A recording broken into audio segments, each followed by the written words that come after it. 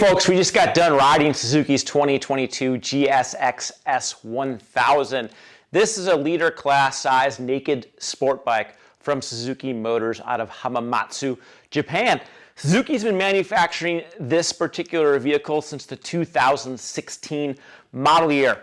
Fast forward to today, and this 2022 iteration is the second generation GSX-S1000. Now, Suzuki's done a lot of very nice updates for the 2022 model year, so let's get into it. Beginning with the powertrain, this GSX-S1000 continues to be powered by Suzuki's tried and true 999cc inline-four. This engine shares very similar architecture to the long-stroke GSX-R1000 that was manufactured for the 2005-2006 model years. Now, even though the architecture is similar, the actual components, the hard parts, the cases, the camshafts, they're all different. Suzuki has made a number of nice durability enhancements, fuel economy enhancements, and just overall improvements to make this engine more smooth and more fun to ride. Now, what I really like about this 999cc i4 is just how much torque it has. Lug it low, rev it high. This engine delivers a very pleasing amount of acceleration force, and it gets even better with the OE-fitted electronic quickshifter that allows you to just sear through the 6-speed transmission without having to work that clutch. I love it. I also like the ability to grab downshifts going into corners without using the clutch. That elevates vehicle stability, especially when you're trying to get some in the corners. And it's a very slick working quick shifter. So good job, Suzuki. You really nailed it on that. Now, the frame and swing arm are also based on Suzuki's older generation GSX-R1000, though the manufactured parts also benefit from the same durability improvements as the engine.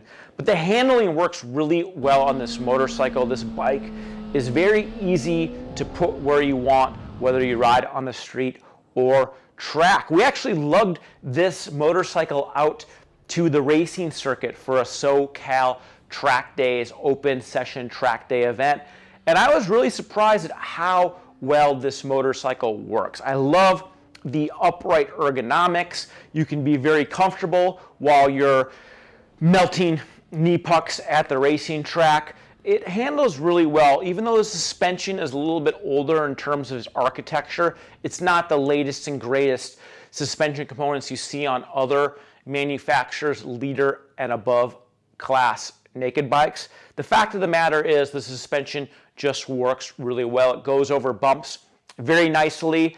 It delivers good comfort on the street.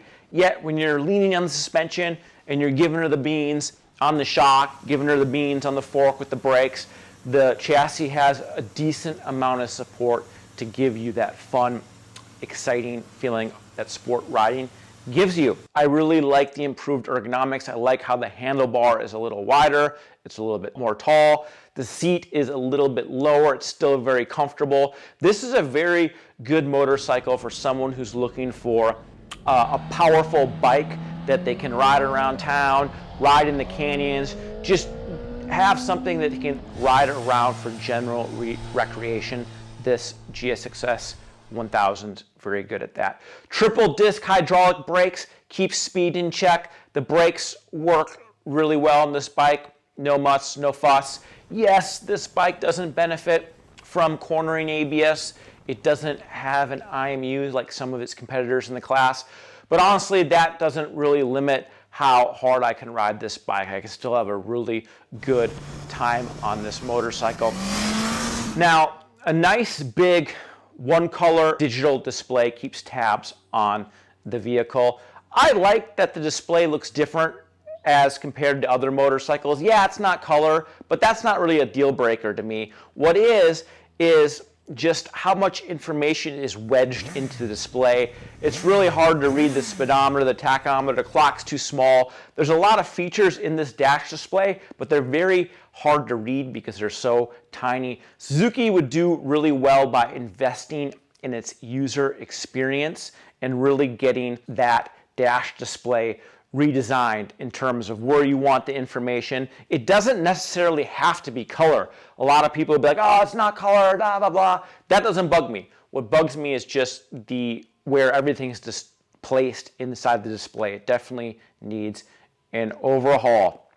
Now, the original GSX-S1000, I wasn't a big fan of the way that bike looked. It was really round, it looked really bulbous, almost like a big fat whale.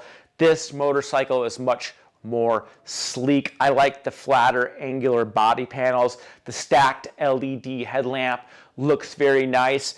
We rode this motorcycle after dark, and that stacked headlight does a better job of illuminating the road in front of you, much better than the halogen bulb setup on its predecessor. Still, we've test-ridden motorcycles with brighter LEDs. It would be nice if the LED lights were a little bit brighter on this motorcycle, but I'm still happy that it has LED headlights and turn signals. Folks, what a hoot this 2022 Suzuki GSX-S1000 is to ride on your favorite back road. I love the upright ergonomics package on this bike. Who knew you could be so comfortable while carving corners and going fast? It's a great way to experience the leader class torque and horsepower of this Suzuki GSX-R based engine. I love how playful the engine is. The exhaust note and the air induction tone is just a really fun motorcycle to ride in the canyons that's pretty comfortable and, most importantly, won't break the bank. This 2022 GSX-S1000 rings in at $11,299. Whoa, that represents substantial value in the class. Suzuki's always known for giving its riders a lot of value, but in today's world, $11,300 for a leader class naked bike, that's an absolute steal. I mean, you have the Tuning Fork brand's leader class naked bike approaching over $15,000 for 2022, 2023. There's not a lot of motorcycles that you can buy brand new for under 12 grand that have leader bike like capability, but this GSX-S1000 has it. If I was shopping for a new leader class bike, I wouldn't hesitate to check out Suzuki's GSX-S1000. Even though it doesn't have some of the fancy features other motorcycles have in this category, it just plain works. The engine has good power, has good character, the suspension works well, ergonomics are nice, it has very modern features with its LED lighting package, its ride-by-wire throttle, and if you're looking for a fun leader class naked bike that's not going to break the bank, this 2022 Suzuki GSX-S1000 is it. All right, folks, that wraps up today's review of Suzuki's leader class naked bike. If you like what you saw today, please give this video a thumbs up. If you didn't like it, please give it a thumbs down. And make sure to surf on over to motorcyclistonline.com. That's where all of our written content lives. And thanks for riding with us today. We will see you next time in our next video.